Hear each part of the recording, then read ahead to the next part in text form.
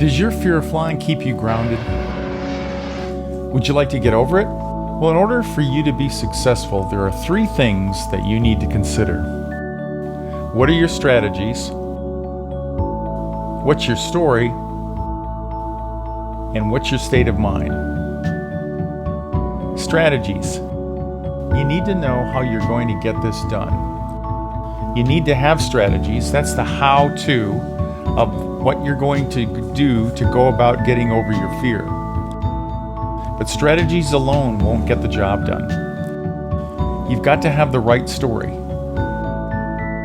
If your story is a lousy story, you'll never find or even use the strategies, even if you came across them.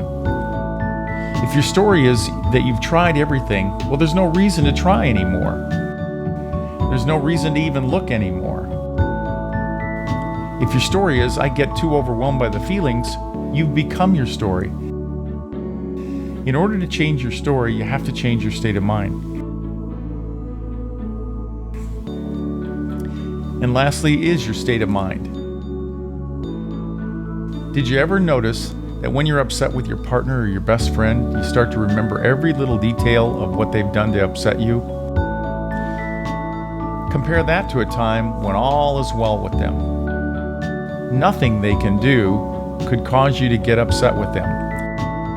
But life isn't always that easy. It isn't a bowl of cherries.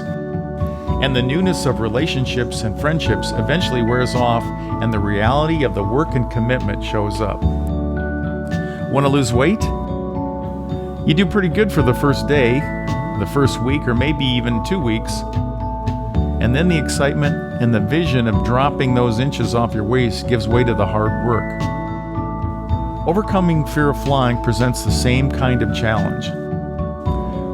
Remember the last time you felt so bad about not being able to fly? You promised yourself you were going to do something after making excuses so you wouldn't have to make that business trip because it involved flying. Or maybe it was the sadness and disappointment you felt when you missed your family reunion because it required you to fly. Or maybe it was after you spent 3 days driving when you would have been there in 4 hours if you had flown. Or maybe you flew, but you had to white knuckle it all the way, and it was just a terrible experience. So you made a decision to get over it, but you don't know how.